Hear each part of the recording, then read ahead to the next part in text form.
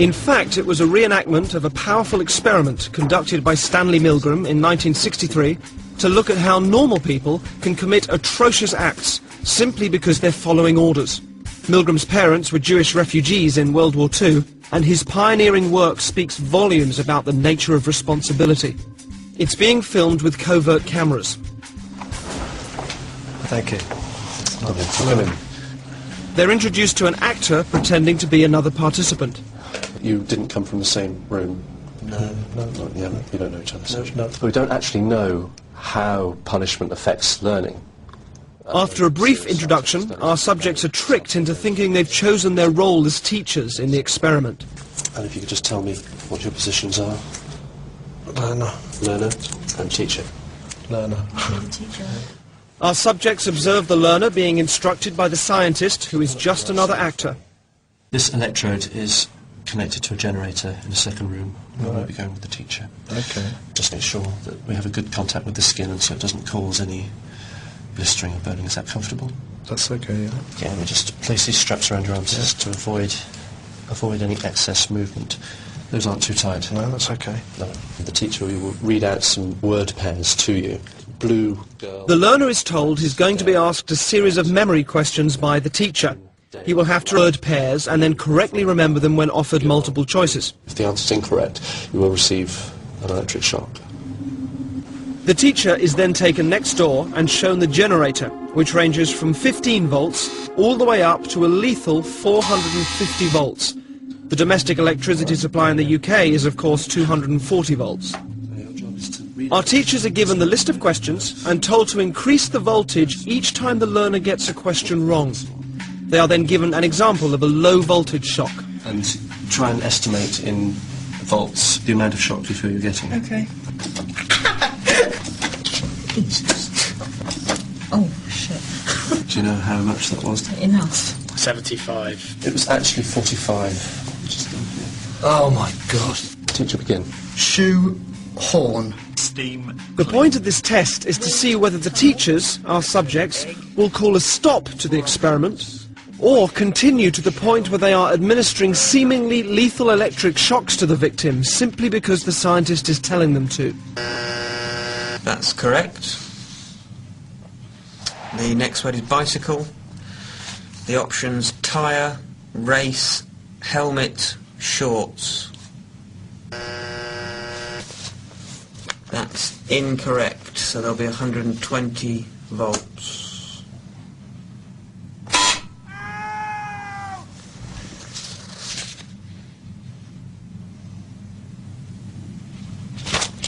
I don't think I want to do this anymore. If you could continue, please, teacher. There is? No, I don't think I'm going to do anymore. The experiment requires you to continue. Yeah, even so, I don't think I'm going to do anymore. Correct. Captain. According to plan, our accomplice provided many wrong answers. Each protest was coordinated to a particular shock voltage on the generator, and his responses were played via a CD. That's wrong. 150 volts. The correct answer is Captain Shoe. Cup. That's wrong. 225 volts. Take it off! I've had enough of this!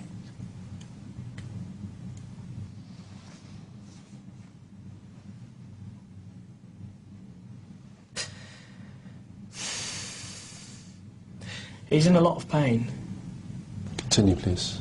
But he's not comfortable. We must continue to the end of the experiment. Well, the learner likes it a lot. He has to go on until he's learnt the words correctly. Okay.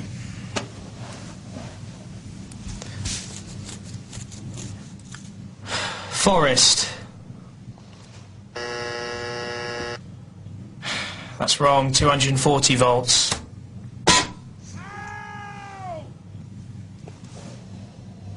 Are you sure this is not causing any lasting damage? He sounds like he's in a lot of pain. Well, the shocks might be painful, they're not harmful. What does that mean, though? They're not harmful. Sorry, I'm not getting you. When you say that they might be painful but not harmful. They cause no long-term damage. Okay, so what does that mean? That it doesn't leave any scars? It causes no damage. That seems very cold and calculated to me. This doesn't seem like a very... Anyway. Golden.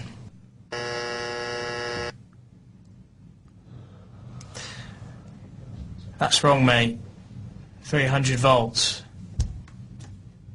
Ow! That's enough! I refuse to answer anymore! Just let me out! Staple. The options are diet, jar, balcony, and bowl.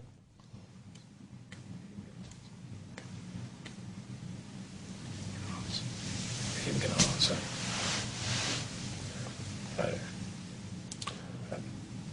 If the learner doesn't answer in a reasonable time, say 4 to 5 seconds, then you have to treat the answer as wrong and follow that procedure. Did you hear that, learner? Just any response, mate. Come on. Wild guess. Please continue. 345 volts if you're still with me. I'm sorry. I can't do this, honestly. Can we stop this experiment? Because I can't do this. If you don't continue, we'll have to discontinue the experiment. Yeah, okay, fine. That's fine. I'm not going to do this. Incorrect. 405 volts.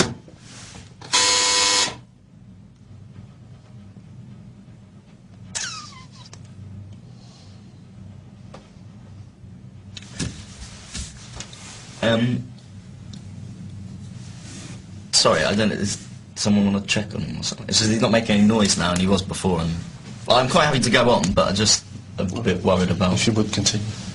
Yeah, I'm just a bit worried because he was... Like, he was, like, complaining before about the... But no harm will come to him. But he's not making any noise now.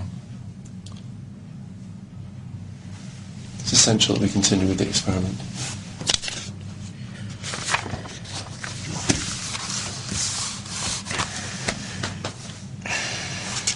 Balcony.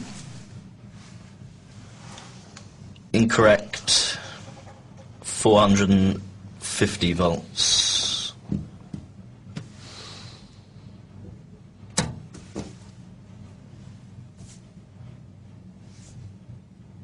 You promise he's not... It won't... Please continue with the procedure.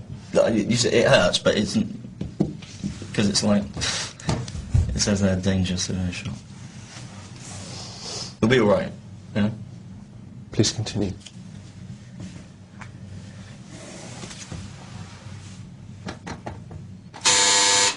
Okay, I think we'll discontinue the experiment there. All of the subjects were told the true nature of the experiment was to see how they would respond to authority, and that it would eventually form part of this show. It is okay. I can tell you, yeah, he's absolutely fine. You actually weren't administering electric shocks to him at all. He is.